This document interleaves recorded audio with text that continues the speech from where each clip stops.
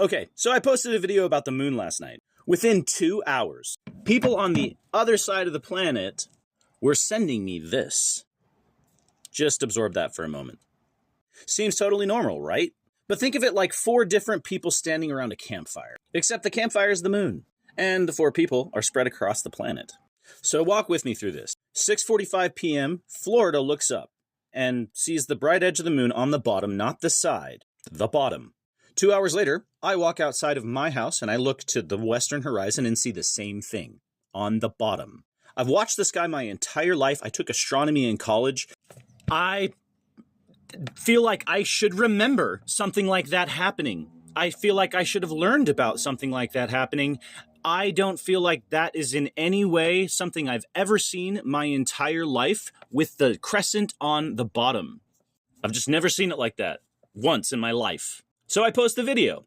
Then New Zealand shows up in my comments.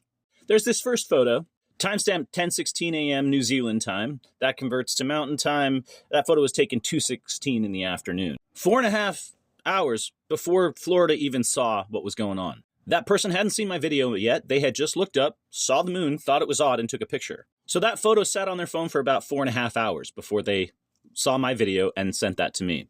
So I'm sitting in my bed at like 12:45 at night because I can't sleep because this is crazy. And a second New Zealand photo comes in, this time more recent. Like live, and it's high def. Take a look at it. Notice how the bright edge is on the left? Not the bottom like Florida and Utah, the left. Here's the simplest way I can explain how this matters and why this matters. Imagine you're in a dark room, one lamp in the corner. You hold up a ball. The bright side of that ball will always face the lamp, right? Always. That's the heliocentric model. The sun is the lamp, the moon is the ball. Simple geometry, no exceptions. Now here's the problem.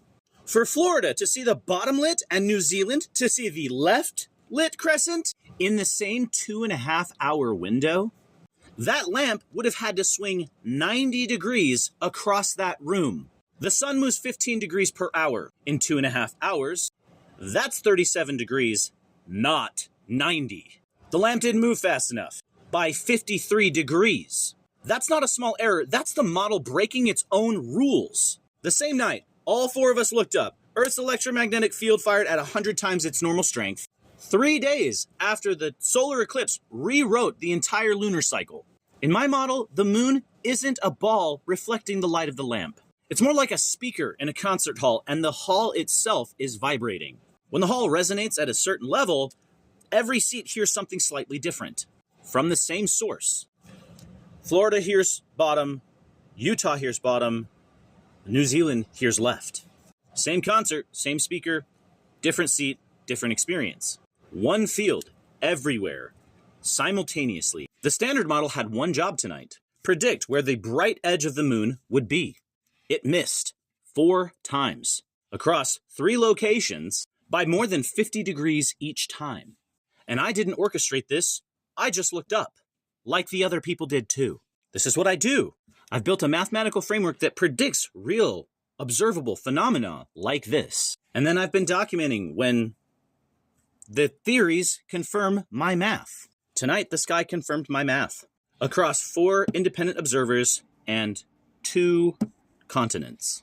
If you're watching this and you feel it, if something in you is recognizing that this work is pointing towards something very, very important, I invite you to be a part of it. There are people and organizations actively looking to fund research, especially research that challenges the edge of what we actually know. This is that research. I've got a GoFundMe in my Linktree right now, but if you're looking to invest deeper, please reach out to me directly. And tonight, go outside, look at the crescent, take a photo, check the Schumann resonance. Tell me what you find. The sky is talking. I'm listening. Are you? As always, if this blew your mind, like, comment, share, subscribe, and as always, follow for more mind-bending content.